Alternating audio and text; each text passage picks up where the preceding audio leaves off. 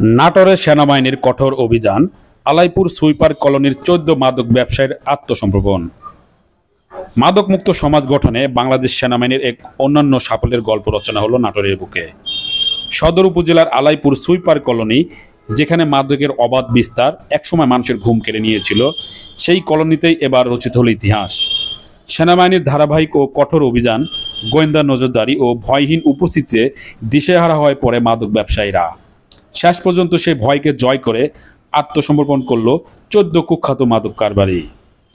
দীর্ঘদিন ধরে আলাইপুর সুইপার কলোনিতে প্রকাশ্যে চলছিল হিরোইন, গাঁজা ও অন্যান্য মাদকের বেচাকেনা। মাদকাসক্তদের আনাগোনা, অপরাধের বিস্তার এবং আইনশৃঙ্খলার অবনতি এলাকাবাসীর জীবনে অভিশাপ হয়ে দাঁড়িয়েছিল। এই পরিস্থিতির আমূল পরিবর্তনে মাঠে নামে বাংলাদেশ সেনাবাহিনী। শৃঙ্খলা ও সাহসের প্রতীক সেনা সদস্যরা একের পর এক সফল অভিযান চালাতে থাকেন। দিনের আলো হোক বা রাতের নিস্তব্ধতা, সেনাবাহিনী ছিল সর্বক্ষণ প্রস্তুত। অবশেষে নিজেদের ভবিষ্যৎ ও পরিবারের নিরাপত্তার কথা চিন্তা করে সেনা ক্যাম্পে গিয়ে আত্মসমর্পণ করে ১৪ জন মাদক ব্যবসায়ী। প্রতিশ্রুতি দেন অতীত ভুলে নতুন জীবন শুরু করার।